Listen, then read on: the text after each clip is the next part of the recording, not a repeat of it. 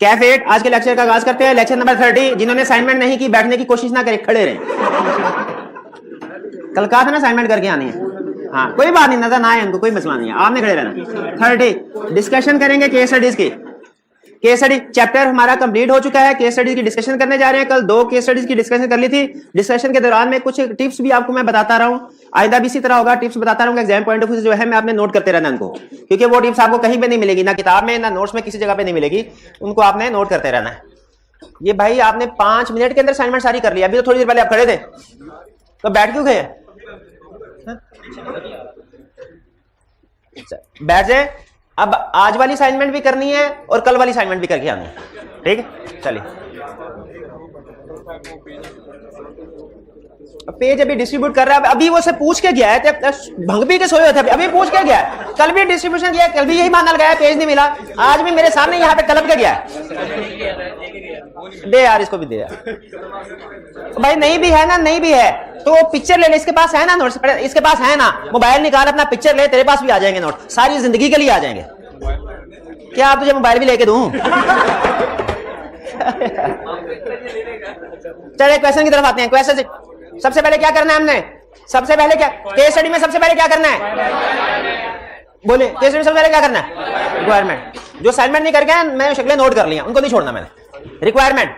अब बताइए इन respect of each of the above categories. Each of the above मतलब हर एक को अलग-अलग बताना है। ईच का मतलब ये है each of the above categories of customers discuss appropriateness of sending negative confirmation request. Question क्या बता रहा है? क्वेश्चन की रिक्वायरमेंट क्या कह रही है? क्या करना है हमने? देखना है नेगेटिव कंफर्मेशन एप्रोप्रिएट है कि नहीं। ये केस स्टडीज का मतलब है रिक्वायरमेंट पढ़ के सोचे ये हमारे किस कंसर्ट पे बेस कर रही है? नेगेटिव कंफर्मेशन के कंसर्ट पे। इसका मतलब है ये सारी की सारी केस स्टडी एक ही कंसर्ट की, जो अभी तक फिलहाल मेरी जजमेंट है रिक्वायरमेंट की बेस पे, एक कंसर्ट के ऊपर खड़ी है नेगेटिव, और जिसको 4 कंडीशंस याद हैं वो इसको अटेम्प्ट कर लेगा। तो सबसे पहले तो 9 नंबर का क्वेश्चन है, और कुछ मुझे आए या ना आए, मैं नेगेटिव कंफर्मेशन की कंडीशन बता दूंगा। नेगेटिव कंफर्मेशन की कंडीशन क्या है? Population consist of large number of small balances, risk is low, और low exception rate is expected, और it is not aware of any circumstances that confirming party will disregard request. चलिए question को पढ़ के आप भी इस नतीजे पे पहुंच गए हैं कि इसमें हमने बताना है नेगेटिव कंफर्मेशन एप्रोप्रिएट है कि नहीं है। आगे चलते हैं, पढ़ते हैं, देखते हैं शायद क्वेश्चन में कुछ और भी चीज हो, लेकिन हमारा रिक्वायरमेंट नेगेटिव कंफर्मेशन कह रही है। You are currently in the planning phase of the audit of Fresh Dairies Limited for the year ended 31st December 2016. Information available to you in respect of company's debtors includes following. ये information है।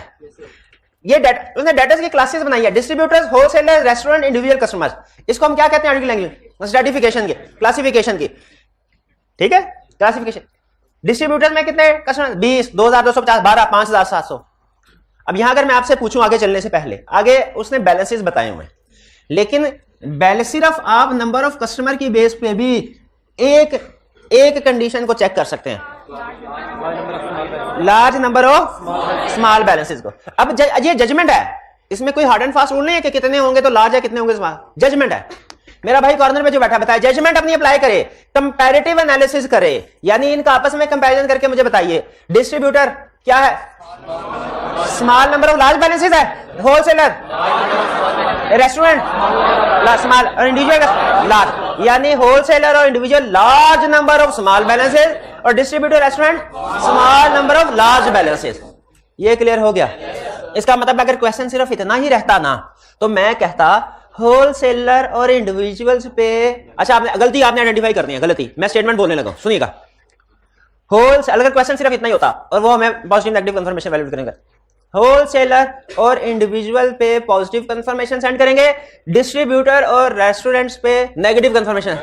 गलत। फिर सुने, बिल्कुल ठीक है। अब सुने, डिस्ट्रीब्यूटर और रेस्टोरेंट पे पॉजिटिव कंफर्मेशन सेंड करेंगे, होलसेलर और इंडिविजुअल कस्टमर पे नेगेटिव कंफर्मेशन सेंड करेंगे। शाबाश। एज्यूमिंग, ये नेगेटिव के साथ है, अदर कंडीशन भी एज्यूम करनी है। Assuming other condition also met, वो 3 छाप दें। क्लियर हो गया? आगे चलते हैं। बैलेंस दिया हुआ है, percentage of customers who confirm the balance last year. Percentage customer who confirm the balance last year. अच्छा एक चीज बताइए, क्या लास्ट ईयर की इंफॉर्मेशन को हम इस साल की डिसीजन मेकिंग में यूज कर सकते हैं? इनिशियल डिसीजन मेकिंग में यूज कर सकते हैं, बिल्कुल कर सकते हैं। प्रैक्टिकली जब हम रिस्क असेसमेंट करते हैं ना, तो हम सबसे पहले ये देखते हैं पिछले साल किस किस एरिया में रिस्क था, उम्मीद है इस साल भी उसी एरिया में रिस्क हो। हाँ, बाद में रिवीजन हो सकती है, लेकिन इनिशियली आप पिछले साल की इंफॉर्मेशन को यूज कर, हमारे ऑडिटिंग स्टैंडर्ड में इसकी इजाजत है। अच्छा, जब वो ये कह रहा है, जरा सोचे, percentage of customers who confirm the balance last year, इसका मतलब क्या क्या कह रहा है? कौन सी इंफॉर्मेशन दे रहा है जो हमारी 4 कंडीशन से रेलिवेंट है? एक्सेप्शन रेट, शाबाश। तो इसका मतलब है पहली कैटेगरी में एक्सेप्शन रेट 90% है, शाबाश 10%, क्योंकि ये वो है जो कंफर्म्ड है। जिन्होंने कंफर्म नहीं किया, जो एक्सेप्शन होगी वो कौन सा होगा? 10%। ये समझ आ रहा है? ठीक है, इसमें एक्सेप्शन रेट, इसमें अच्छा, अब मुझे बताएं, अब इसको इग्नोर कर दें, अगर सिर्फ ये इंफॉर्मेशन और ये इंफॉर्मेशन दी हो, तो बताइए डिस्ट्रीब्यूटर पे नेगेटिव कंफर्मेशन एप्रोप्रिएट है, क्योंकि exception rate is low. Wholesaler पे है, एक्सेप्शन रेट हाई है, इस पे कौन सी कंफर्मेशन? पॉजिटिव, शाबाश, पॉजिटिव। रेस्टोरेंट पे एक्सेप्शन रेट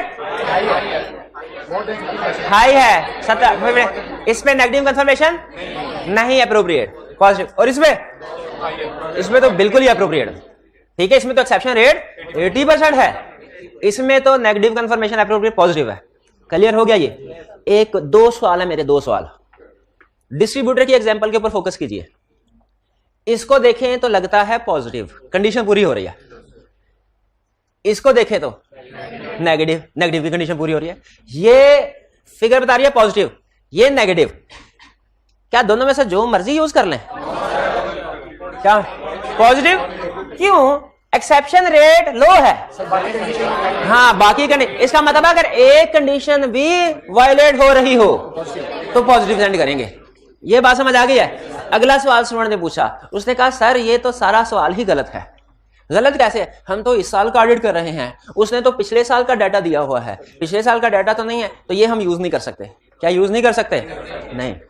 याद रखें, प्रैक्टिकली हमें जो है ना लफ्ज लो एक्सेप्शन रेट इज एक्सपेक्टेड, ये एक्सपेक्टेड का लफ्ज हमें बता रहा है कि हमने अभी एक्चुअली तो जो रिजल्ट आएगा इस साल का वो तो सारा प्रोसेस कंप्लीट होने के बाद आएगा ना। अभी तो हमने इस वक्त पिछले साल की बेस के ऊपर ही डिसीजन प्रोजेक्ट करने हैं। ठीक है, एक्सपेक्टेड का मतलब ये कि एक्चुअल रिजल्ट जरूरी नहीं है, आप पिछले साल की इंफॉर्मेशन की बेस पे डिसीजन कर सकते हैं। ये क्लियर हो गया? अच्छा, अब क्या बता रहा है? FDL is a low risk client. ये इंफॉर्मेशन क्यों दी है इसने? क्वेश्चन में ये इंफॉर्मेशन क्यों दी है? Is a low risk client, negative confirmation की कंडीशन पूरी करवा रहा है। And therefore you are assessing whether to send negative confirmation request. कर आप असेस कर रहे हैं कि नेगेटिव कंफर्मेशन करनी चाहिए कि नहीं। तो अभी आइए कमेंट करते हैं, डिस्ट्रीब्यूटर पे बताइए पॉजिटिव कंफर्मेशन। अच्छा, सिर्फ इतना बता देंगे, पॉजिटिव के रीजन भी बताएंगे। क्यों बताओ? क्यों? बिकॉज पॉपुलेशन कंसिस्ट ऑफ, बस यही लाइन काफी है, बाकी कंडीशन लिखने की जरूरत तो नहीं है, वो तो नेगेटिव में लिखते हैं ना, पॉजिटिव में थोड़ी जरूरत। अच्छा, आगे चलते हैं। होलसेलर में पॉजिटिव के नेगेटिव, पॉजिटिव के नेगेटिव, होलसेलर में नेगेटिव, नेगेटिव के पॉजिटिव, पॉजिटिव क्यों? Exception rate is high, exception rate high है। अब और कोई नहीं बोलेगा, कैसे पता चला एक्सेप्शन रेट हाई है? कोई नहीं बोलेगा। 30% है, ठीक है, क्योंकि 70% ने एग्री किया था, कंफर्म किया था, 30% ने नहीं किया था, तो एक्सेप्शन रेट क्या हुआ? 30%। शाबाश। इस पे भी पॉजिटिव, इस पे भी पॉजिटिव, इस पे भी पॉजिटिव। रेस्टोरेंट पे पॉजिटिव, क्यों पॉजिटिव?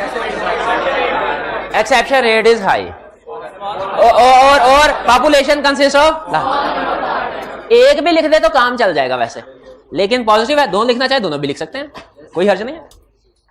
इंडिविजुअल कस्टमर्स, इस पे भी पॉजिटिव, क्यों? Exception rate is high, very very high. ठीक है, यानी सब पे लेकिन रीजनिंग डिफरेंट है, रीजनिंग डिफरेंट, वो हमने एनालिसिस करके रीजनिंग बता दी। क्लियर हो गया ये? अच्छा, अब मुझे बताइए वो क्वेश्चन, एक होता है क्वेश्चन, क्या मैं असल में पंजाबी के अल्फाज पता नहीं आपको समझ आएगा नहीं, एक होता है क्वेश्चन की निक निकालना, मिख समझते हैं क्या होता है? जो हड्डियों का गुदा होता है, हाँ वो उसके अंदर काम की चीज सारी। इस क्वेश्चन की मिख क्या थी जिसको हमने आपको कल सिखाया था ना? तरीका वारदात आई कैप का लिखना है। तरीका वारदात बताइए, इस क्वेश्चन में आपने क्या चीज सीखी? के 15% से ऊपर एक्सेप्शन रेट हाई होगा। क्या और क्या सीखी आपने? कंडीशन कोई भी वायलेट हो जाए तो पॉजिटिव होगी। अब ये आपकी अपनी हो सकता है, किसी स्टूडेंट ने कोई चीज सीखी हो, किसी स्टूडेंट ने कोई चीज सीखी हो, ये आपका अपना अपना है। लेकिन हर क्वेश्चन के बाद कोई ना कोई नई चीज आपने सीखी जरूर होनी चाहिए। अगर आपने किसी भी क्वेश्चन में किसी भी सब्जेक्ट के किसी भी किया और उसमें कोई नई चीज ना सीखी, आपने टाइम जाया किया। और जो नई चीज सीखी आपने लिखनी है किसी साइड पे, जो नई चीज सीखी आपने लिखनी है। इससे आप की रिवीजन भी होती जाएगी इंशाल्लाह, और आपका जो नॉलेज है वो भी बढ़ता जाएगा। ये क्वेश्चन क्लियर? इसमें कोई प्रॉब्लम तो नहीं? स्प्रिंग 17 का क्वेश्चन नंबर 7 था। आगे चलते हैं, question 7 next. You are the audit incharge, you are the audit incharge of, नहीं, you are the audit incharge of requirement case study. बल्कि हर क्वेश्चन में पहले रिक्वायरमेंट पढ़ा करें, क्योंकि क्वेश्चन मैंने कहा था जो थ्योरी का क्वेश्चन होता है ना, उसमें एक ही केस वो डिफरेंट एंगल से पूछ सकता है। सिमिलर इंफॉर्मेशन रिपोर्ट में भी टेस्ट हो सकती है, रिस्क असेसमेंट में भी टेस्ट हो सकती है, सब्सिक्वेंट इवेंट के टॉपिक में भी टेस्ट हो सकती है। अब मेरे माइंड को क्वेश्चन पढ़ने से पहले ये पता होना चाहिए कि उसने इंफॉर्मेशन का एनालिसिस किस टॉपिक के लिहाज से करना है, वो उस लिहाज से फोकस हो जाता है। ठीक है, तो मेरे माइंड को कैसे पता चलेगा ये क्वेश्चन किस टॉपिक का है? रिक्वायरमेंट पढ़ के। जब मैं रिक्वायरमेंट पढ़ूंगा ना, अब ये मुझे पता नहीं चलता, लेकिन बैक एंड के ऊपर माइंड सबकॉन्शियस में ऑटोमेटिकली फिल्टरिंग कर देता है। सिर्फ उस चैप्टर के कंसेप्ट्स आगे आ जाएंगे मेरे माइंड में और बाकी चैप्टर के कंसेप्ट पीछे चले जाएंगे। Discuss with reasons whether you agree with the approach adopted और conclusion drawn by the audit team. कह रहा बताओ अप्रोच ठीक है कि नहीं?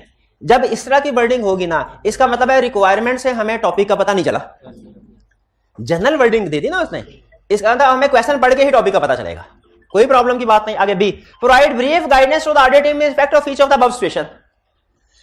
अच्छा, अब देखिए इसी तरह का क्वेश्चन कल भी हमने किया था, क्या कमेंट कीजिए सीनियर की सजेशन ठीक है कि नहीं, और अगर नहीं ठीक तो बताइए क्या। इसी तरह का क्वेश्चन था ना, मिलता जुलता वही है। इसका मतलब है हमने 1 और 2 दो पार्ट्स हैं, दोनों पार्ट्स में ये बताना है अप्रोच ठीक है कि नहीं, और दूसरी गाइडेंस देनी है। But you are the audit in charge of Rihan limited for the year ended 31 December 2015। इसको अंडरलाइन कर लीजिए ईयर एंड को। ये डेट्स हमारे पेपर में अहम होंगी।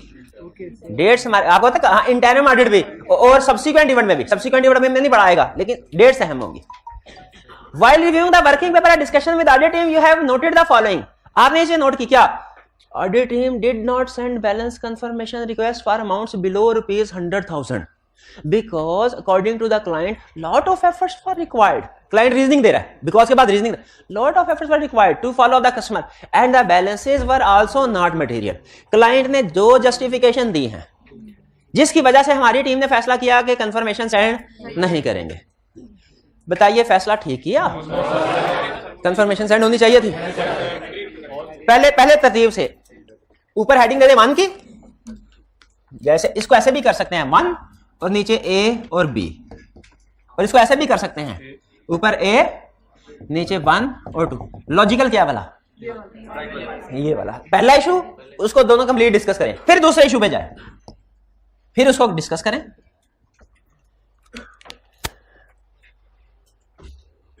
क्यों आप कह रहे हैं कि गलत किया? क्यों?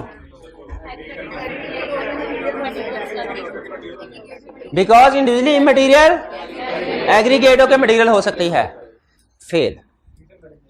रीजन वैलिड है, कंप्लीट नहीं है। क्लाइंट ने 2 आर्गुमेंट्स दिए हैं, दोनों ही गलत हैं, लेकिन आप सिर्फ एक के ऊपर कमेंट कर रहे हैं। हाँ, अगर वो कहे lot of efforts were required to follow, lot of, मुझे बताइए कि लॉट ऑफ एफर्ट्स रिक्वायर्ड होना किसी प्रोसीजर को मिट करने की रीजन है? नहीं है। सर ये मैंने क्वेश्चन नहीं किया, क्यों नहीं किया? सर बड़ा मुश्किल था। बड़ा मुश्किल था तो इसी में तो रिस्क है, इसी के तो आने का चांस है। तो जिनमें रिस्क ज्यादा है उनमें तो लॉट ऑफ एफर्ट्स होंगी, हमारा रूल यही है। तो लॉट ऑफ एफर्ट्स की वजह से प्रोसीजर को मेट कर सकते हैं। अच्छा, इसमें एक नई चीज मैंने सीखी इस क्वेश्चन में कि अगर स्टेटमेंट के अंदर उसने एक से ज्यादा गलतियां इंक्लूड की हुई है ना, एक स्टेटमेंट मैंने सारी आइडेंटिफाई करनी है। मैंने सिर्फ एक पे कमेंट करके तसल्ली नहीं कर लेनी। ये मैंने रूल सीखा है इस क्वेश्चन से, नया रूल। क्या सीखा है? एक स्टेटमेंट के अंदर एक से ज्यादा गलतियां हो और वो हमसे कमेंट करने को कहे तो हमने सबके ऊपर कमेंट करना। क्लियर हुई ये बात? एग्री करते हैं जी? लॉट ऑफ एफर्ट्स का कंसेप्ट क्लियर हो गया। और दूसरा कौन सा कंसेप्ट क्लियर हुआ? इमटेरियल। अच्छा, ये तो हमने कल भी सीख लिया था। इनविल इमटेरियल एग्रीगेट होकर मटेरियल हो सकती है, इसलिए उनको स्किप नहीं करना। आज नई चीज लॉट ऑफ एफर्ट्स वाली सीखी। आगे चलते हैं। Second, one of the conclusion drawn as per the working paper is there are no unrecorded liabilities. अच्छा, there are no unrecorded liabilities कौन सी assertion है? जब हम कहते हैं there are no unrecorded liabilities, तो हम कौन सी assertion के बारे में कह रहे हैं कि ये ठीक है? Completeness. There are no unrecorded liabilities का मतलब है completeness। कह रहा है there are no unrecorded liabilities as confirmation have been received from all selected parties and no differences were noted, hence no further test is required. जी बताइए, इसमें मुझे confirm है क्लास में कोई माइका लाल पूरा जवाब नहीं दे सके हैं क्या? हाँ, एक्सटर्नल कन्फर्म, ये कंक्लूजन गलत है, हम इसे एग्री नहीं करते। क्यों नहीं एग्री करते? क्योंकि एक्सटर्नल कंफर्मेशन कंप्लीटनेस के जैसे वेरीफाई नहीं होते। बस हाँ शाबाश, आगे बताएं, क्या बताएंगे कि एक्सटर्नल कंफर्मेशन से कंप्लीटनेस की असर्शन वेरीफाई नहीं होती, तो कंप्लीटनेस की असर्शन कैसे वेरीफाई होती है? फिर कंप्लीटनेस की असर्शन कैसे वेरीफाई होते हैं? कैसे होती है वेरीफाई, बता सकते हैं? हाँ, स्पोर्टिंग डॉक्यूमेंट्स का सैंपल सेलेक्ट करके देखेंगे रिकॉर्ड हुआ कि नहीं। लेकिन यहाँ पे लफ्ज़ स्पोर्टिंग डॉक्यूमेंट्स लिखेंगे तो नंबर नहीं देगा, जीडीएन कहेंगे फिर भी नंबर नहीं देगा। कि कंफर्मेशन नहीं, जीडीएन एक मिनट, हरे क्राइटेरिया के डेटर है, लायबिलिटीज है, तो जीडीएन नहीं बोलना, जीआरएन बोलना है। सैंपल सेलेक्ट करेंगे जीआरएन का और देखेंगे रिकॉर्ड हुआ कि नहीं। एक ही है, एक ही है। एक दूसरा प्रोसीजर भी है, कंपेयर करेंगे पिछले साल के साथ। पिछले साल कितने क्राइटर्स थे, इस साल कितने क्राइटर्स हैं। ऐसा तो नहीं पिछले साल कोई क्राइटर था इस साल नहीं है। एनालिटिकल प्रोसीजर होता है ना, ये कंपैरिजन। एनालिटिकल प्रोसीजर में सीखा है ना, एक कंपैरिजन करते हैं हम।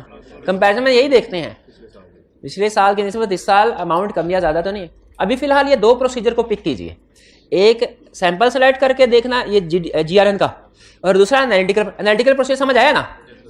बाकी कुछ और प्रोसीजर भी हैं कंप्लीटनेस को वेरीफाई करने के लिए, कंप्लीटनेस ऑफ लायबिलिटीज के लिए, लेकिन वो अभी हम उस चैप्टर में पढ़ेंगे। किस चैप्टर में भला? जिस चैप्टर में सारे के सारे सब्सटेंटिव प्रोसीजर डिस्कस हुए हैं, चैप्टर 10, ठीक है, उसमें स्टडी करेंगे। फिलहाल सिर्फ इतने दो प्रोसीजर काफी हैं। क्लियर हो गया? ये एनालिटिकल प्रोसीजर समझ आ गया ना आपको? चलिए, ये क्वेश्चन क्लियर। इसमें कोई पॉइंट आप पूछना चाहते हो पूछ ले। तो उसमें नई चीज हमने क्या सीखी?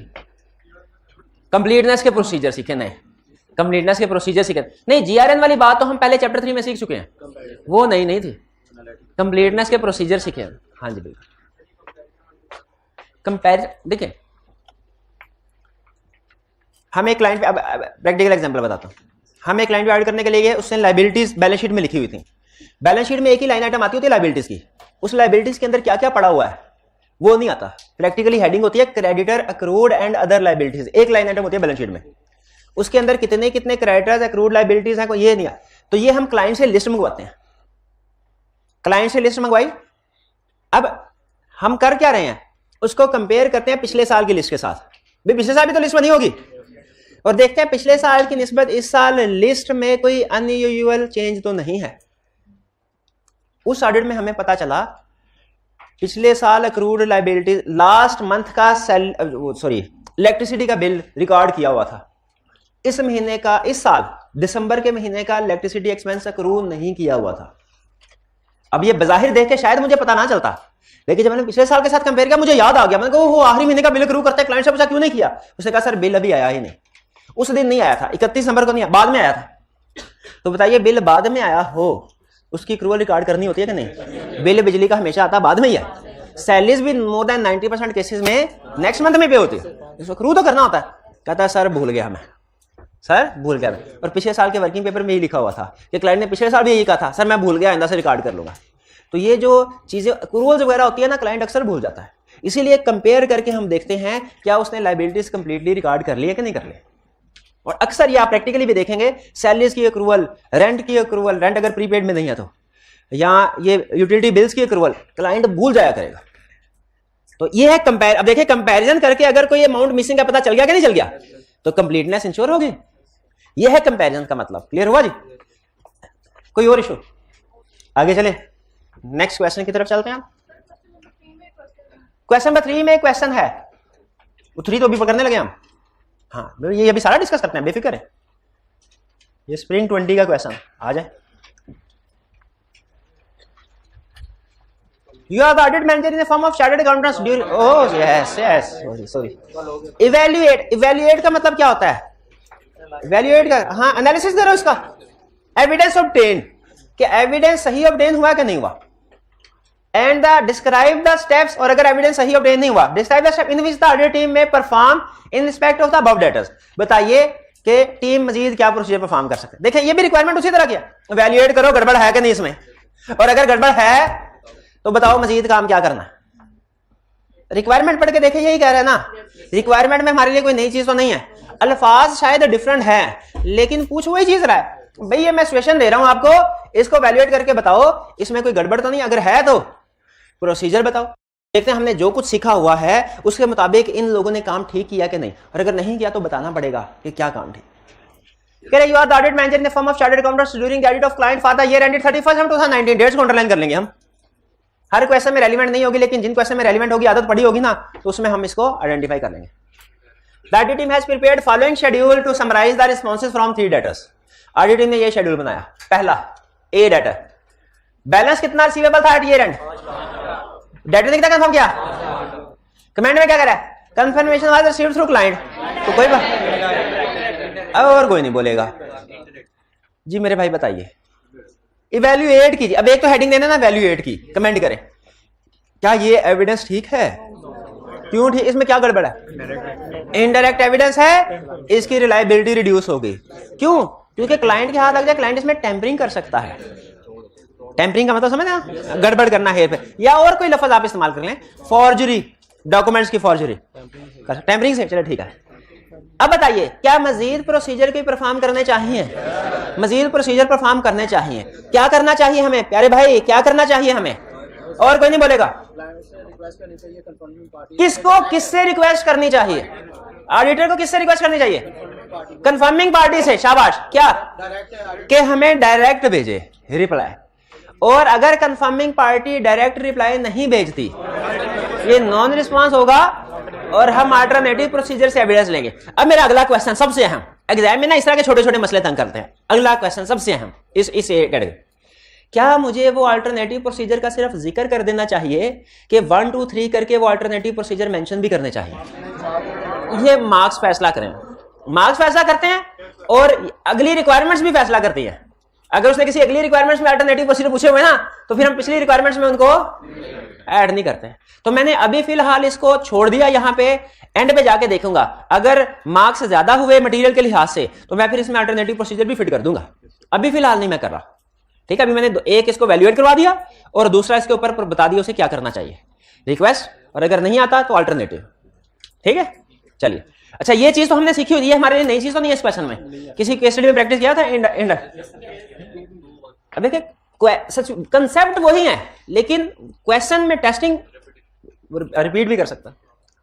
बी 8 लाख बैलेंस था, कंफर्म भी 8 लाख किया, से क्या कह रहा है, confirmation was received after many follow ups with the client. कोई बात नहीं, सुस्त बंदा लग रहा है, जल्दी इसने पहली दफा जवाब नहीं दिया, 2-3 दफा। However, the audit team have come to know that confirming party had not received the confirmation request। क्या मतलब, एक मिनट ठहरे, अजीब सी बात कर गया। वो कह रहा है कि कंफर्मिंग पार्टी को कंफर्मेशन रिसीव नहीं हुई थी, ऊपर कह रहा है कंफर्मेशन रिसीव कर दी क्लाइंट से। तो जब कंफर्मिंग पार्टी ने कंफर्मेशन नहीं भेजी तो हमें जवाब कहां से आ गया, क्योंकि हम क्लाइंट को फॉलोअप कर रहे, भाई वो डेटर जवाब नहीं दे रहा, उससे फोन करके बोल ना जवाब दे दे। भाईजान डेटर जवाब नहीं दे रहा, फोन करके बोले ना। कभी सीएफओ से कहा, कभी सीईओ से कहा, तंग आ तो उन्होंने कहा ये ले जवाब, ये ले जवाब। तो मुझे बताइए इसमें कोई प्रॉब्लम है? क्या प्रॉब्लम है इसमें? एक नहीं 2 प्रॉब्लम्स हैं। और ये भाई मुझे बताएंगे। हाँ जी, इसमें दो प्रॉब्लम्स क्या हैं? दो प्रॉब्लम्स क्या हैं? फ्रॉड हो सकता है। रिस्क ऑफ फ्रॉड है, किस वजह से? क्योंकि क्लाइंट, ये हमें जो कंफर्मेशन क्लाइंट ने दी है वो जेन्युइन सोर्स से नहीं है, वो फेक है। क्लाइंट ने हमें फेक एविडेंस दिया। क्लाइंट अगर हमें फेक एविडेंस दे, वो रिस्क ऑफ फ्रॉड है कि नहीं? अच्छा, आप एग्री करते हैं ना ये फेक है? कैसे पता चला फेक है? उसका पार्टी ने दिया ही नहीं और मैनेजमेंट ने दे दिया। हाँ, दूसरा इशू क्या है? एक और इशू भी है, क्या भला? कि डेटर से रिप्लाई नहीं आया। डेटर से रिप्लाई नहीं आया, ये एक अलग इशू है। मैनेजमेंट ने हमें गलत जवाब दिया, ये एक अलग इशू है। ठीक है, तो पहले तो हम उस डेटर को अप्रोच करने की कोशिश करेंगे, ठीक है, और उससे एविडेंस ऑब्टेन करने की कोशिश करेंगे। अगर एविडेंस मिल गया तो ये वाला हिस्सा ठीक है। अगर इससे एविडेंस नहीं मिलता, ये रिप्लाई फिर भी नहीं करता हमारे अप्रोच करने के बावजूद भी, तो फिर ये अल्टरनेटिव प्रोसीजर से एविडेंस लेने की कोशिश करेंगे। ये हिस्सा अलग है। इवन अगर ये डेटर हमें बैलेंस कंफर्म कर भी देना, तो अब भी बात यहां पे खत्म नहीं होगी। ये पॉइंट समझे खास तौर पे। क्यों? क्योंकि मैनेजमेंट हमें जाली एविडेंस देने की कोशिश कर चुकी है और इससे रिस्क ऑफ फ्रॉड हमारा इंक्रीज हो गया। क्योंकि याद रखिए, फ्रॉड के बारे में रिसर्च ये कहती है, फ्रॉड करने वाला कभी एक फ्रॉड नहीं करते, बहुत से फ्रॉड ये होते हैं। तो मैनेजमेंट अगर यहां पे हमारे साथ 2 नंबर एविडेंस हमें देने की कोशिश कर रही है ना, तो कंफर्म है किसी दूसरे एरिया में भी उसने 2 नंबर एविडेंस दिया होगा या देने की कोशिश करेंगे। इंटेग्रिटी पे डाउट क्रिएट हो जाए, तो इसका मतलब है बी में एक इशू नहीं है। क्या ये हमने कंसेप्ट सीखा हुआ है पहले आईकैप का तरीका वारदात कि एक सिचुएशन के अंदर एक से ज्यादा इशू हो सकते हैं? क्या आईकैप का ये तरीकाकार हमने सीखा है? अच्छा, अब मुझे बताइए कितने स्टूडेंट्स ने ये कहीं ना कहीं लिखा है ये बात कि एक स्टेटमेंट के अंदर या एक पार्ट के अंदर मल्टीपल इश्यूज भी हो सकते हैं? मल्टीपल, शाबाश। ये सिर्फ 20% स्टूडेंट्स ने लिखा है, 80% ने नहीं लिखा, और उनको ये भूल जाएगा। चीज बार बार जहन से गुजरती रहे ना, तो आपका माइंड अलर्ट हो जाता है कि मैंने इन चीज को चेक करना है। जो लिख रहे हैं वो सीख रहे हैं, जो नहीं लिख रहे सिर्फ देख रहे हैं, वो सिर्फ क्वेश्चन को सॉल्व कर रहे हैं। वो इस काबिल तो होंगे आईकैप में कि अगर ये इसी तरह का क्वेश्चन आ गया तो उसको अटेम्प्ट कर लें, लेकिन अगर घुमा के क्वेश्चन आ गया उसको अटेम्प्ट नहीं कर सकेंगे। ठीक है, यहाँ पे क्लास में अगर 100 स्टूडेंट बैठे हुए ना, तो कुछ स्टूडेंट इस माइंडसेट के साथ बैठे हुए हैं, क्वेश्चन सॉल्व करना है, और कुछ इस माइंडसेट के साथ बैठे हुए, इसके अंदर जो कंसेप्ट है वो सीखने हैं। जो सीखने के लिए बैठे हुए ना, वो नोट भी कर रहे हैं चीजें, वो क्वेश्चन का सोल्यूशन नहीं नोट कर रहे हैं, वो ये रूल नोट कर रहे हैं, आईकैप का तरीका वारदात नोट कर रहे हैं। आगे चले भैया, क्लियर हो गया इसमें दोनों इश्यूज? एक मिनट हरी, ये डेटर सी बी है इसमें।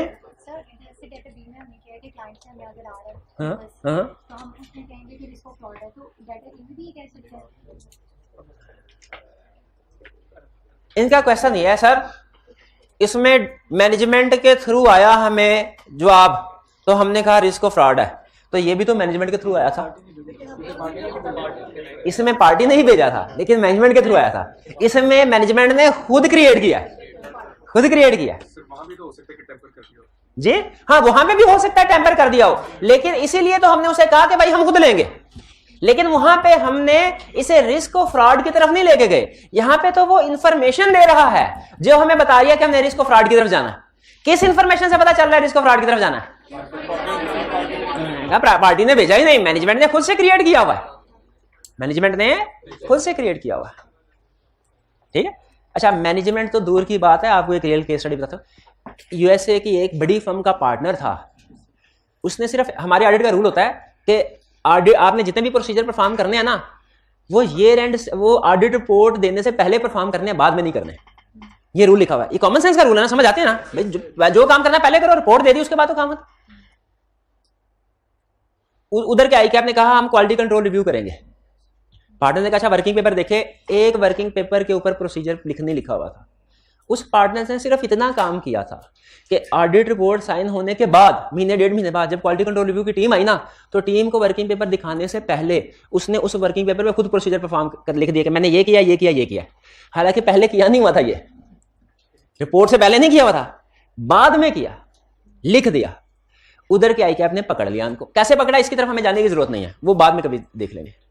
उस पार्टनर को 3 साल के लिए बैन कर दिया कि आप किसी ऑडिट नहीं कर सकते, और 3 साल बैन होने का मतलब एक तरह से परमानेंट ही होता है, क्योंकि ये नहीं होता कि 3 साल के लिए पार्टनर बैन हुआ ना तो फर्म 3 साल उसका इंतजार करेगी, फर्म अगले ही दिन उसकी जगह पे दूसरा पार्टनर भर्ती कर लेगी।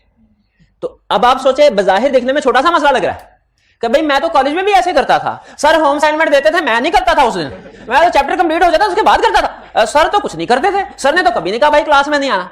भाई वो टीचर और है और क्वालिटी कंट्रोल रिव्यूअर और है। तो मुझे बताइए, अगर सिर्फ उसने प्रोसीजर लिखे 3 साल के साथ, तो ये जो मैनेजमेंट जाली एविडेंस ऑडिटर को दे रही है, इसके साथ क्या सलूक होना चाहिए? फांसी तक कम बात ही नहीं होनी चाहिए इसके साथ, जो जाली एविडेंस दे रही हो। ठीक है, क्लियर हुआ ये? इसमें आपको ये समझ आ रही है ना कि मैनेजमेंट हमें जाली एविडेंस दे रहने की कोशिश कर रही है। ये पॉइंट पिक करना था इसमें। हाँ बिल्कुल, उसका डेटर की तरफ से, डेटर को तो पता ही नहीं है। हाँ जी जी, डेटर बी के सोल्यूशन क्या लिखा हो?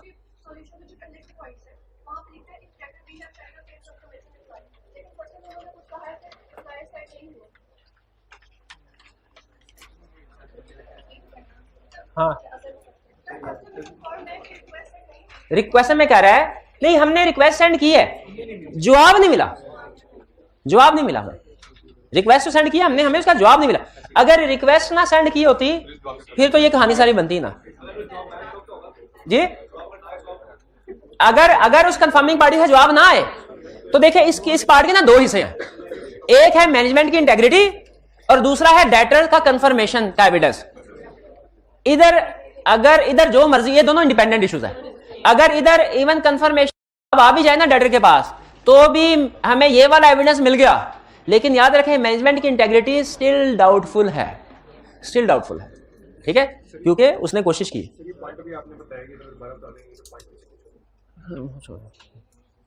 मुझे अंदाजा है, अच्छा मेरा क्वेश्चन उनको मुतमिन नहीं कर सका, मुझे इसका भी अंदाजा है।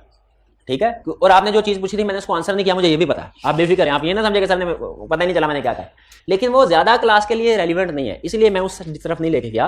क्लास के बाद आप पूछ लीजिएगा, मैं इंशाल्लाह आपको बता दूंगा। सी 500,000 है balance at year end, balance confirm 150,000, consignment of ₹500,000 was shipped on 27 December, but goods of ₹3.5 lakh were return subsequent to year end. ये गुड्स रिटर्न क्यों हुई होगी? गुड्स रिटर्न क्यों हुई होगी? क्वालिटी इशू होगा, डिफेक्टिव इन्वेंट्री होगी। तो डिफेक्टिव इन्वेंट्री एडजस्टिंग इवेंट होता है ना। अच्छा 1 मिनट आ रहे, आप मुझे गलत बढ़ा रहे हैं काउंटिंग। मैंने तो काउंटिंग में ये सीखा था जो जिस साल की ट्रांजैक्शन है उसी साल में रिकॉर्ड होती है। तो ये तो ईयर एंड के बाद यानी 2020 में रिटर्न हो रही है सेल, और आप मुझे कह रहे हैं 2019 में इसको इन्वेंट्री को इंक्लूड कर दूं बैलेंस शीट में। अच्छा ये एडजस्टिंग इवेंट है इस वजह से, यानी एडजस्टिंग इवेंट ऐसे इवेंट होते हैं जो साल के बाद होंगे लेकिन उन्हें पिछले साल में रिकॉर्ड कर दें। की बात है, ये सही कह रहे हैं। चलिए ठीक है, मान लिया डिफेक्टिव इन्वेंट्री है। ठीक है, डिफेक्टिव इन्वेंट्री। अब देखिएगा, अब इसमें भाईजान कैसे मुझे गलत जवाब देते हैं। आप बताइए इसमें इश्यूज क्या है, इशू बताएं। डिफेक्टिव इन्वेंट्री रिटर्न हो गया, ठीक है, होना क्या चाहिए? अब रिवर्सल रिकॉर्ड करनी है। किसकी रिवर्सल मेरे भाई? ये भी तो सॉल्यूशन में लिखो, किसकी रिवर्सल? हाँ,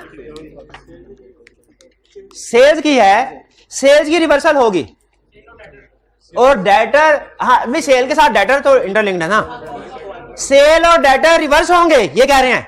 ठीक कह रहे हैं, ठीक कह रहे हैं। लेकिन सेल रिटर्न तो अगले साल हो रही है, ये एडजस्टिंग इवेंट इसलिए पिछले साल कर रहे हैं। इसका मतलब है सेल की थी, सेल्स रिटर्न हो जाएगी। क्लियर हो गया? और कोई नहीं बोलेगा क्लियर हो गया? गलत जवाब दिया, कहा था ना कैसे गलत जवाब देंगे। एनआरवी क्या? एनआरवी इसमें भी एक केस है, इसके अंदर 2 इश्यूज हैं, एक है रिवर्सल ऑफ सेल और दूसरा है एनआरवी ऑफ इन्वेंट्री। सेल्स और डेटर्स को रिवर्स करेंगे और स्टॉक को एनआरवी पे इंक्लूड करेंगे। ठीक है, ठीक है, ये इंक्लूड, ये हमने इंश्योर करना। भाईजान कह रहे हैं क्या पता सही हुई हो, क्लाइंट ने एंट्री कर लिया, यही कहना चाह रहे हैं। 100% कंफर्म है क्लाइंट ने एंट्री नहीं की। कोई स्टूडेंट बता सकता है क्यों मैंने कहा? अरे भाईजान भाईजान भाईजान, अगर क्लाइंट ने सेल्स रिटर्न 3.5 लाख की एंट्री की होती ना तो ये बैलेंस 5 लाख ना होता, ये 1.5 लाख होता। क्लाइंट ने सेल्स रिटर्न की एंट्री नहीं की हुई, हमने रिवर्सल की एंट्री डालनी है और इन्वेंट्री को एनआरवी पे शो करना है। रिवर्सल की एंट्री में तो चले आपने कहेंगे we shall propose client to record reversal of sales. Inventory को we shall also recommend suggest client to record inventory at NRV if defective, जो कि बजाही लग रहा है डिफेक्टिव, इफ डिफेक्टिव लिख सकते हैं, कोई बात नहीं। ठीक भाई, ये समझ आ गया आपको? अच्छा, अब अगेन जिस तरह यहां पे था ना इशू कि अगर जवाब नहीं आता तो क्या करेंगे, अल्टरनेटिव प्रोसीजर परफॉर्म कर। और मैंने आपसे एक सवाल पूछा था, क्या मैं सिर्फ अल्टरनेटिव प्रोसीजर लिख दूं कि वो प्रोसीजर 1 2 3 करके बताऊं, रेफर कर दूं कि बताऊं? आपने कहा था सरेंडर पे जाके मार्क्स देके डिसाइड करेंगे। उसी तरह मैं आपसे अगला सवाल पूछ रहा हूं, इसमें क्या मैं सिर्फ ये लिख दूं कि sales should be reverse and inventory should be return down to NRV, कि इन्वेंट्री की एनआरवी कैसे कैलकुलेट होगी उसके प्रोसीजर भी लिखने चाहिए? कितने स्टूडेंट्स का ख्याल है इन्वेंट्री की एनआरवी कंफर्म करने के प्रोसीजर लिखने चाहिए? कितनों का ख्याल है नहीं लिखने चाहिए? नहीं लिखने चाहिए। इररिलेवेंट नहीं है, एनआरवी का इशू है। प्रोसीजर लिखने हैं कि नहीं ये डिपेंड, सुन लें, मार्क्स पे डिपेंड करेगा, मार्क्स पे डिपेंड कर। अगर आपने जितना आंसर लिख दिया ना तीनों सिचुएशंस का, आप उसकी लेंथ से मुतमिन है कि 10 नंबर के लिए इतना काफी है, तो फिर इस अल्टरनेटिव प्रोसीजर को भी छोड़ दें, एनआरवी के प्रोसीजर को भी छोड़ दें। लेकिन अगर आप उससे मुतमिन नहीं है, आपको लगता है कि नहीं 10 नंबर के लिए 10-12 लाइंस काफी नहीं होते, मुझे मजीद कुछ लिखना चाहिए, तो उस सूरत में यहां पे अल्टरनेटिव प्रोसीजर्स भी लिखें और यहां पे एनआरवी के प्रोसीजर्स भी लिखें। हाँ, क्या लिखेंगे वो भी चैप्टर 10 में हम सीखें, अभी सिर्फ आपको बता रहा हूं। जैसे अगर आप कहें तो 1-2 प्रोसीजर बता दूं, लेकिन उससे पहले नहीं देखें। एक सवाल आपने पूछा, एक अकाउंटिंग एंड डेबिट गाइड, एक सवाल मैं भी आपसे पूछता हूं, आप मुझे इसके प्रोसीजर बता दें अल्टरनेटिव क्या है, मैं आपको इन्वेंट्री की एनआरवी के प्रोसीजर बता देता हूं। हाँ, चैप्टर 10 में कर लेंगे? ना ना ना ना ना, ये किया हुआ है। चलो ये चैप्टर 10 में कर लेंगे, जो नहीं किया हुआ, जो किया हुआ है वो तो बताएं।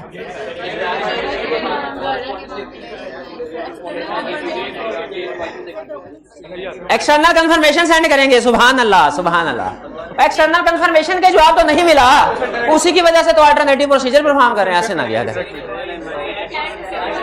Cash received after year and, account statement, dispatch document, बिल्कुल ठीक है, बिल्कुल ठीक है।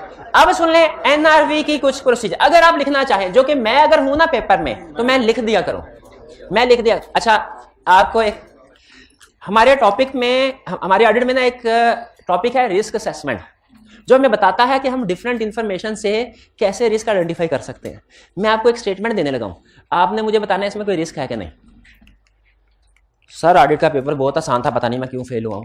मैंने तो पेपर के टाइम से आधा घंटा पहले ही पेपर कंप्लीट कर लिया था, इतना आसान पेपर था, आधा घंटा पहले ही कंप्लीट कर लिया था। बताइए रिस्क है कि नहीं? क्या रिस्क है? पेपर कंप्लीट नहीं किया। आप एक्सपेक्ट करते हैं कि आई कैप आपको ऐसा पेपर देगा जो 3 घंटे या 2 घंटे में कंप्लीट हो जाता हो? भाई पेपर की टेस्टिंग बनाने में बड़े स्टेप्स होते हैं नॉर्मली। हाँ लगता है क्या वो किस वजह से? इसी वजह से उस स्टूडेंट ने मोस्ट, मुझे कंफर्म नहीं है लेकिन मेरा ख्याल है इसमें सिर्फ अल्टरनेटिव प्रोसीजर लिख के आ गया होगा, 1 2 3 नहीं लिखे होंगे। इसमें सिर्फ उसने लिखा होगा स्टॉक इन्वेंटरी पे एनआरवी पे राइट डाउन करना चाहिए, एनआरवी के प्रोसीजर नहीं लिखे होंगे। देखिए मैं आपको टाइप ऑफ एरर बता रहा हूं, मे भी इस क्वेश्चन में रिक्वायर्ड ना हो ये प्रोसीजर, मे भी, लेकिन आपको बता रहा हूं कि इस तरह आपने सोचना है। और मुझे ये लगता है इस क्वेश्चन के लिए ये प्रोसीजर कम है, मुझे इसमें अल्टरनेटिव का भी जिक्र कर देना चाहिए और इसमें एनआरवी का भी जिक्र कर देना चाहिए। याद रखिए हम ज्यादा लिखना हमेशा सेफर होता है, ज्यादा लिखना हमेशा, उससे मांगा भी हुआ है एंड डिस्क्राइब द स्टेप्स। ठीक है, जो सिखाना चाह रहा हूं वो समझ आ रहा है कि नहीं आ रहा? ज्यादा लिखना हमेशा बेहतर होता है। और ये जो कंसेप्ट है ना हमारे ऑडिट में भी 2 जगह पे टेस्ट हुआ है। एक जगह पे उसने कहा क्वालिटी कंट्रोल इश्यूज आइडेंटिफाई कीजिए, और नीचे उसने कहा पिछले साल टीम मेंबर ने जितने टाइम में काम किया था ना, इस साल दूसरे टीम मेंबर ने उसे आधे वक्त में काम कर लिया। और कहा देखा सर, हालांकि इस दफा क्लाइंट का आधा स्टाफ जो है महीने की छुट्टियों पे गया था, उसके बावजूद मैंने पिछले सेशन की निस्बत, पिछले साल की निस्बत आधे वक्त में काम कंप्लीट किया है। दे मुझे most efficient employ of the firm का अवार्ड दे। इसे देंगे अवार्ड मोस्ट एफिशिएंट एम्प्लॉय। इसमें क्या रिस्क है? प्रोसीजर ही सारे परफॉर्म नहीं किए। प्रोसीजर ही सारे परफॉर्म नहीं किए। तो आइंदा जब कभी आपको कोई बताए, कोई आपसे ये कहे यार पेपर इतना आसान था, मैंने तो आधा घंटा पहले ही खत्म कर दिया था, इतना आसान पेपर था, तो फिर क्या कि उसने कुछ इस तरह के जो हिडन प्रोसीजर हैं, जो देखिए आईकैप को ये चाहिए कि क्लैरिटी के साथ बताया करे, लेकिन आईकैप नहीं बताता। आईकैप कहता है आप खुद आइडेंटिफाई करें कि इस सिचुएशन से रिलेटेड कौन कौन से प्रोसीजर हो सकते हैं, खुद से बताएं। तो आइंदा से इस तरह सोचेंगे, आगे चलते हैं जी। हाँ, एनआरवी के प्रोसीजर है, शाबाश। एनआरवी के प्रोसीजर, एनआरवी क्या है? Estimated selling price.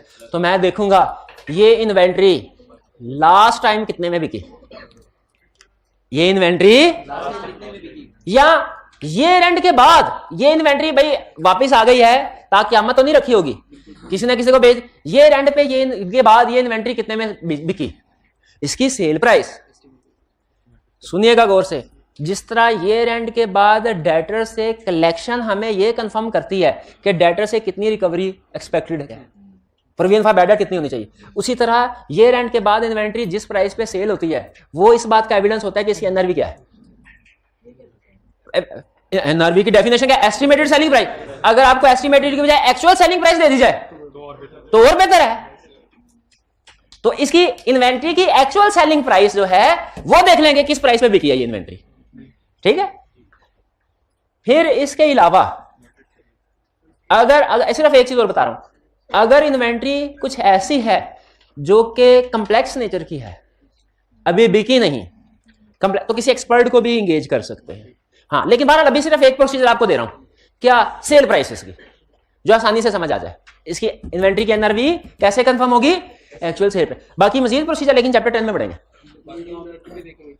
हाँ, बाकी इन्वेंट्री को वो डिटेल और है, लेकिन वो मैं अभी आपको उस तरफ नहीं लेके जाना चाह रहा। वो हम इस चैप्टर से निकल के दूसरे चैप्टर में घुस जाएंगे, अभी उधर नहीं। अभी सिर्फ आपको हल्की सी झलक देखना चाहता हूं।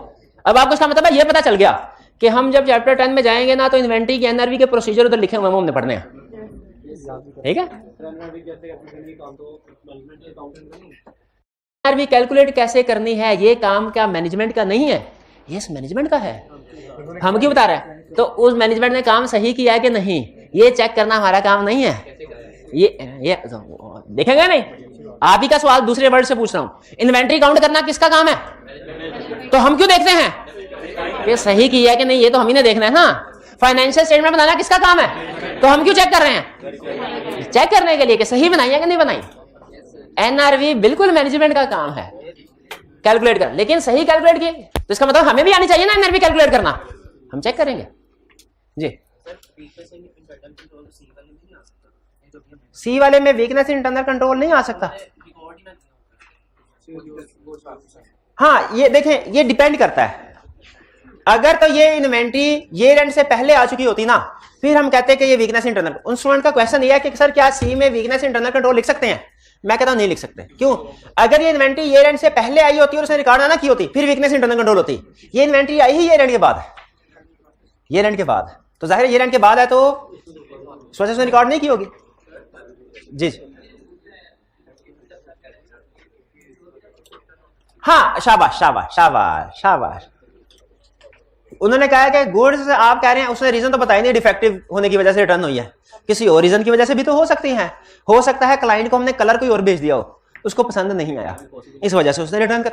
बिल्कुल पॉसिबल है, बिल्कुल पॉसिबल है। अच्छा मुझे आप बताइए, मैं देखना चाहता हूं आपके अंदर का ऑडिटर जिंदा है कि मर गया। मैं एक सवाल पूछना चाहता, एक क्लर्क नई गाड़ी पे आया, हो सकता है लॉटरी लगी हो सकता है उसने कमेटी डाली हो, वो निकली हो सकता है वो घर कंस्ट्रक्ट करवा रहा था, उसमें सोने की देख निकली हो, ये भी हो सकता है उसका कोई अमीर रिश्तेदार मरा है, उसको अपना वाली वारिस बना गया जायदाद उसके साथ, ये भी हो सकता है उसने फ्रॉड किया हो। हमारा स्केप्टिसिज्म क्या कहता है? फ्रॉड किया हो, ठीक है। इसलिए हमने जब चीजें साइलेंट होती है ना, हम नेगेटिव, स्केप्टिसिज्म इसी चीज का नाम है, आपने नेगेटिव साइड पे सोचना है, ठीक है। वो आपने क्लासिक एग्जांपल सीखी होगी ना, ग्लास आधा भरा है कि आधा खाली है। जो ऑप्टिमिस्ट होता है वो कहता है ग्लास आधा भरा है, जो पेसिमिस्ट होता है कहता है ग्लास आधा खाली है। जो ऑडिटर है वो क्या हमेशा कहेगा? आधा खाली, ठीक है। हमने हमेशा नेगेटिव साइड पे सोचना है, ठीक है। हाँ जी।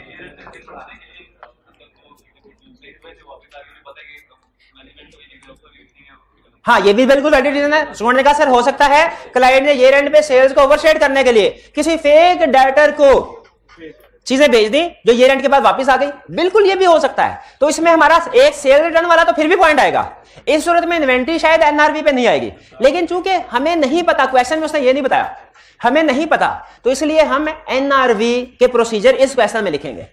अच्छा मुझे बताइए, अगर आप समझ रहे हैं, अगर आप क्वेश्चन सॉल्व नहीं कर रहे, ऑडिट को सीख रहे हैं, तो मुझे बताइए भाई का क्वेश्चन मैं आगे लेके चलता हूं।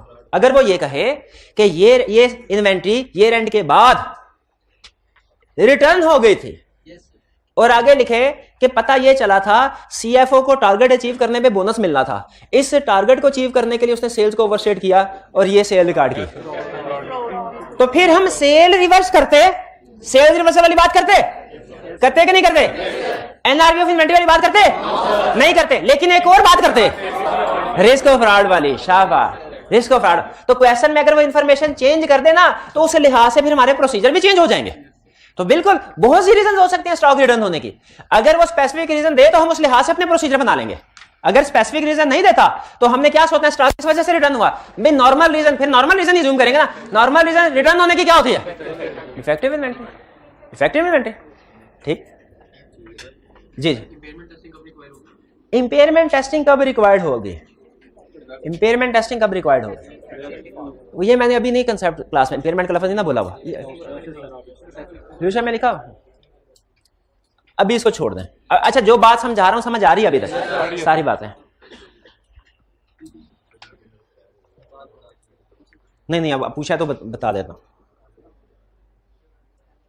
प्रैक्टिकली जब इन्वेंट्री एनआरवी पे आती है ना, हम उसकी रीजन भी देखते हैं। अगर आपको याद हो ना तो IAS 2 में शायद ये डिस्क्लोजर है, वो ये जहां पे ये कहता है ना कि जो इन्वेंट्री एनआरवी पे राइट डाउन की है वो लिखो कि इन्वेंट्री एनआरवी, वहां पे शायद उसकी रीजन भी कहता है लिखो। रीजन कहता है कि नहीं? कहता है कि नहीं रीजन? चले बहरहाल अगर नहीं भी कहता ना तो हम प्रैक्टिकली पूछते हैं क्यों एनआरवी। बाज़ औक़ात रीजन होती है इन्वेंट्री स्पेसिफिक, उस इन्वेंट्री के, जैसे हो सकता है इन्वेंट्री टूट फूट गई हो। बाज़ औक़ात रीजन होती है जो सिर्फ उस इन्वेंट्री की नहीं बल्कि सारी इन्वेंट्री से रिलेट कर रही होती है। जैसे इन्वेंट्री हो सकता है इस वजह से एनआरवी पे क्योंकि वो मॉडल चेंज हो गया है, कंपैरेटर ने नया मॉडल लॉन्च कर दिया, ठीक है, या उस इन्वेंट्री को मैन्युफैक्चर करते हुए कोई टेक्निकल फॉल्ट आ गया था, उस इन्वेंट्री को मैन्युफैक्चर करते हुए कोई टेक्निकल फॉल्ट आ गया था ऐसा जिसकी वजह से उसके फंक्शन ठीक काम नहीं करते, ब्रेक पे पैर रखें वो रेस पकड़ लेती है गाड़ी। अगर इस तरह का मैन्युफैक्चरिंग फॉल्ट हो तो फिर एक इन्वेंट्री रिटर्न हुई, ये C5 लेवल की केस स्टडी थी, उसमें उसने कहा कि गाड़ी है ना, गाड़ी कंपनी का मॉडल है, गाड़ी बेचती है, पता चला है कि उसके 3-4 केसेस ऐसे आए हैं डिफरेंट कार्स में कि जिसकी वजह से एक्सीडेंट हुए हैं। तो बताइए आप क्या करेंगे? मुझे ये बताइए, क्या हमें जिन गाड़ी का एक्सीडेंट हुआ है सिर्फ उन्हीं की एनआरवी वगैरह की एडजस्टमेंट होनी चाहिए? सबकी होनी, क्योंकि मैन्युफैक्चरिंग फॉल्ट है। अच्छा सबकी होनी चाहिए, एग्री करते हैं, क्योंकि मैन्युफैक्चरिंग फॉल्ट है, सारी इन्वेंट्री फर्क है। अच्छा मैन्युफैक्चरिंग फॉल्ट है ना, तो जो चीज मैन्युफैक्चर हुई वो फॉल्टी, तो जो चीज इनको मैन्युफैक्चर कर रही है वो भी फॉल्टी होगी कि नहीं होगी? वो मशीनरी, वो फिक्स एसेट भी तो फॉल्टी है, उसमें फॉल्ट आया तभी तो सारी, एक आधी गाड़ी में फॉल्ट हो ना हम कहते हैं यार लोडिंग अनलोडिंग में गड़बड़ हो गई होगी, ठीक है, लेकिन जब सारी गाड़ियों में कंसिस्टेंट फॉल्ट आ रहा है उसका मतलब क्या है? मशीनरी में, उसके मैन्युफैक्चरिंग प्लांट में फॉल्ट है, उस सूरत में फिर हम प्लांट को इंपेयरमेंट पे रिकॉर्ड करेंगे, ठीक है। जब इन्वेंट्री की एनआरवी पे आने की रीजन ऐसी हो जो जनरल हो उसमें करेंगे। इसमें कर सकते हैं क्योंकि उसे बताया नहीं हुआ कि एनआरवी पे आने की रीजन क्या है, ठीक है। इंपेयरमेंट की बात भी कर सकते हैं एक लाइन में, सिर्फ प्रोसीजर लिखने की जरूरत नहीं। बड़ा इशू इसमें इन्वेंट्री, एनआरवी ऑफ इन्वेंट्री का है। क्लियर हुई है बात? आगे चलते हैं। अच्छा ये एक ही तरह के क्वेश्चन नहीं आ रहे, एक ही तरह का फॉर्मेट लगा है, इसका मतलब, लेकिन इसमें एडजस्टमेंट डिफरेंट होगी। अकाउंटिंग में तो एक ही तरह के फॉर्मेट के क्वेश्चन आते हैं, फाइनल अकाउंट के 2 क्वेश्चन करने के बाद तीसरा आता है तो सर को कहते हैं सर बस कर दें, ये तो हमने इस तरह के क्वेश्चन किए हुए हैं, कहते हैं नहीं ना, कहते हैं क्योंकि उसके अंदर एडजस्टमेंट्स आती हैं। नहीं, होमवर्क दे दें जैसे आप बड़ा करके बैठे हैं होमवर्क। हमने एक क्वेश्चन के अंदर हर इशू आइडेंटिफाई करना है, यस हर इशू आइडेंटिफाई करना है। हमारा स्टूडेंट, मैं आपको एक बात बता दूं, तजर्बे, जो मेरे तजर्बे की बात है, हमारा स्टूडेंट इस वजह से फेल नहीं हो रहा कि उसने ऑडिट नहीं पढ़ा होता, याद नहीं, याद सारे करते हैं। ये जो नॉन सीरियस स्टूडेंट होते हैं ना, वो शुरू में AFC में, ये PRC में या कैफ 1 2 3 में फिल्टर आउट हो जाते हैं। ये आपका कैफ लेवल का आखिरी सब, इधर सारे स्टूडेंट सीरियस बैठे हैं, सारे पढ़ते हैं, ठीक है, याद सारे करते हैं। फेल होने की रीजन ये नहीं होती कि उनका सब्जेक्ट का नॉलेज वीक होता है। बाज़ औक़ात ये चशमदीद गवाह हूं, बाज़ औक़ात फेल होने वाले का नॉलेज ज्यादा होता है, पास होने वाले का नॉलेज कम होता है, चशमदीद गवाह हूं इसका। लेकिन उसके बावजूद भी नहीं पास हुए होंगे ना उनके सब्जेक्ट, उन्होंने कहा ठीक है, उसके बावजूद भी याद रखें नॉलेज ज्यादा ना फेल क्यों हो जाता है, वो सिचुएशन का कंप्लीट एनालिसिस नहीं कर पाता। एक इशू सामने आता है, हमारे स्टूडेंट ना सिंपल रखा होता है रूल, क्या एक एडजस्टमेंट, अकाउंटिंग में ऐसे होता है शायद, एक लाइन है उसमें एक ही एडजस्टमेंट होगी, एक लाइन दूसरी लाइन है उसमें दूसरी एडजस्टमेंट होगी। इसमें ऐसे नहीं होता, इसमें सम टाइम किसी लाइन में कोई एडजस्टमेंट कोई इशू नहीं होता, और सम टाइम एक लाइन में मल्टीपल इश्यूज होते हैं। स्टूडेंट एक इशू आइडेंटिफाई कर लेता है और फिर ये सोचता ही नहीं कि इसमें दूसरा इशू भी हो सकता है कि नहीं हो सकता।